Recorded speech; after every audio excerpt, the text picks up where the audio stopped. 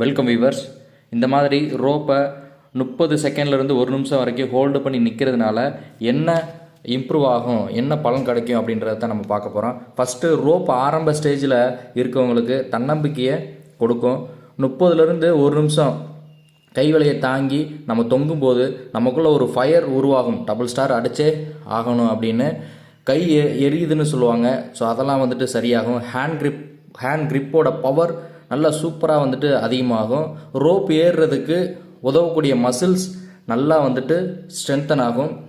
மொத்தத்தில் நம்ம சொல்லணும் அப்படின்னா ரோப்பில் நல்ல வெற்றியை கொடுக்கக்கூடிய ஒரு அருமையான ஒர்க் அவுட் தான் இந்த மாதிரி நம்ம ஹோல்டு பண்ணி நிற்கக்கூடியது. ஸோ இதை நம்ம தொடர்ந்து நம்ம ரெகுலராக பண்ணால் அப்படின்னாலேயும் நல்ல ரோப்பில் வந்துட்டு நல்ல இம்ப்ரூவ்மெண்ட்டை வந்துட்டு நம்ம பார்க்க முடியும்.